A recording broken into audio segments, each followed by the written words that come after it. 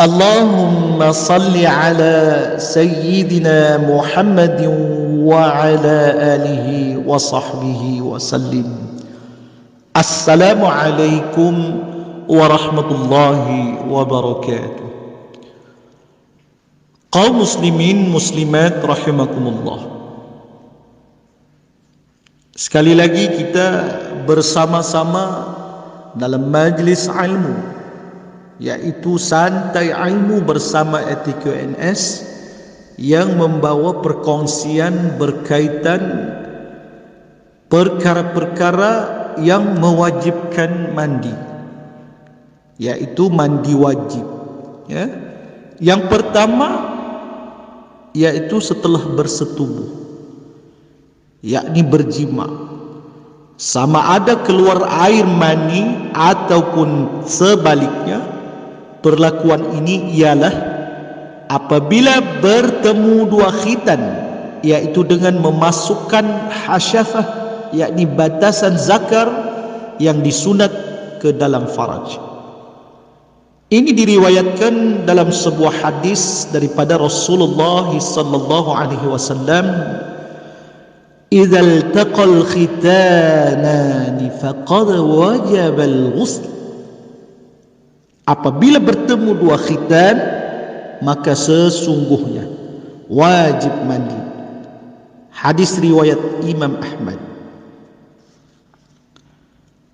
Dalam bersetubuh, seseorang yang ingin bersetubuh disunatkan membaca doa seperti berikut: Allahumma jannibni syaitan wa jannibis syaitana ma razaqtana. Sadaqallahul azim. Yang bermaksud, hai Tuhan kami, jauhilah syaitan dan jauhilah syaitan pada apa-apa yang kau rezekikan kepada kami, yakni anak. Yang kedua, keluar air mani, sama ada secara sengaja ataupun tidak. Kemudian yang ketiga, apabila seseorang umat Islam itu telah meninggal dunia. Yang keempat, haid. Yang kelima, nifas, yakni darah yang mengiringi selepas bersalin. Yang keenam, wiladah, yakni bersalin. Manakala rukun mandi wajib, yang pertama, niat untuk mengangkat hadas besar. Lafaz niatnya, nawaitu raf'al hadathil akbari lillahi ta'ala. Aku berniat mengangkat hadas besar kerana Allah Subhanahu wa ta'ala. Berniat hendaklah dimulakan semasa air sampai ke salah satu anggota badan. Yang kedua, membasuh seluruh anggota badan yang zahir, yaitu wajib meratakan air ke seluruh anggota badan, termasuklah rambut, bulu-bulu yang terdapat di anggota, kulit telinga yang di sebelah luar, kemaluan perempuan yang zahir pada masa ia duduk membuang air kecil, dan kemaluan lelaki dan perempuan yang sebelah belakang yang zahir semasa membuang air besar. Rambut yang terikat hendaklah diuraikan.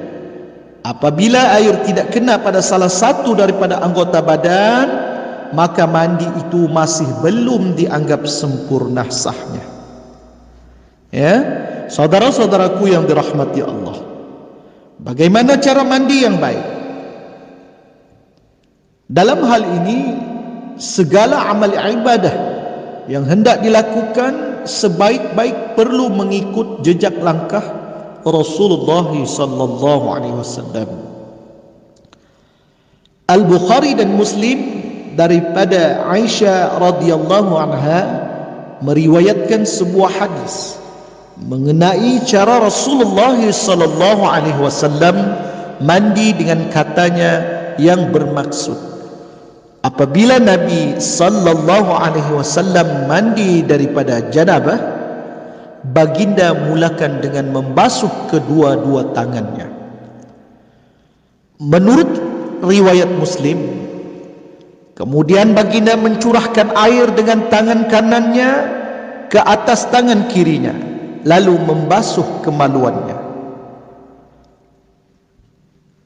Menurut hadis di sisi Al-Bukhari yang diriwayatkan daripada Maimunah radhiyallahu anha, baginda membasuh kemaluannya dan kekotoran yang mengenainya. Kemudian baginda berwuduk sebagaimana wuduk sembahyang. Kemudian baginda memasukkan jari-jarinya ke dalam air, lalu menyelati dengannya pangkal-pangkal rambutnya. Kemudian baginda mencurahkan air di atas kepala sebanyak 3 cebok tangannya ke seluruh kulitnya. Perempuan-perempuan yang mandi kerana haid pula, ya, sunat menggunakan sedikit kasturi, ya, atau benda lain yang agak wangi untuk membasuh dan membersihkan kesan-kesan darah dan bau yang tidak menyenangkan, dengan cara melerakkan wangi-wangian itu di atas kapas dan dicalit ke dalam faraj, yakni kemaluan, ya, sebagaimana sebuah hadis yang diriwayatkan daripada Rasulullah sallallahu alaihi wasallam yang bermaksud, ambillah sedikit kasturi kemudian bersihkan dengannya. Peringatan yang pertama, sekiranya terdapat najis di anggota badan, maka wajiblah dibasuh najis itu terlebih dahulu. Yang kedua, mandi junub boleh dirangkumi dengan mandi sunat sekali. Yang ketiga, setelah mandi hadas besar, maka tidaklah lagi diwajibkan mengambil wudu apabila hendak mengerjakan salat. Ya, saudara-saudaraku yang dirahmati Allah Subhanahu wa taala. Bagaimana pula cara-cara mandi wajib? Yang pertama, perkara wajib yaitu niat. Membasuh seluruh badan yang zahir dengan air termasuk kulit atau rambut. Air hendaklah disampaikan ke bahagian dalam rambut dan pangkalnya. Yang kedua, perkara sunat, ya, perkara sunat pula membasuh kedua-dua tangan di luar daripada bekas air. Membasuh kemaluan dengan tangan kiri dan juga segala kekotoran yang ada pada badan. Ya, perkara sunat juga berwudu. Seterusnya menyelati rambut, kepala dengan air, kemudian membasuh kepala 3 kali. Membasuh bahagian kanan dulu, kemudian kiri. Seterusnya menggosok tubuh dan berturut-turut dalam membasuh anggota. Mengambil air dan membasuh ke semua tubuh yang berlipat, seperti kedua-dua telinga, lipatan-lipatan perut di dalam pusat dan ketiak. Seterusnya membasuh sebanyak 3 kali sebagai kias kepada wudu. Manakala jenis-jenis mandi sunat, yang pertama, mandi kerana hendak pergi solat Jumaat. Yang kedua, mandi 2 hari raya, ya, Aidilfitri dan Aidil Adha. Ya, itu juga disunatkan kita mandi, ya. Yang ketiga, mandi selepas memandikan jenazah. Yang keempat, mandi selepas sembuh daripada penyakit gila. Yang kelima, mandi selepas berbekam, ya. Yang keenam, mandi kerana hendak ihram. Yang ketujuh, mandi kerana hendak masuk kota Mekah.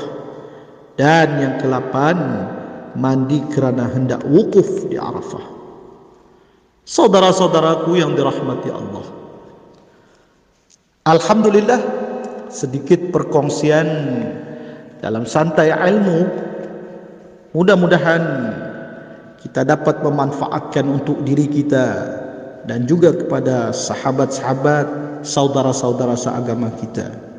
Allahumma salli ala Sayyidina Muhammad wa ala alihi wa sahbihi wa sallim.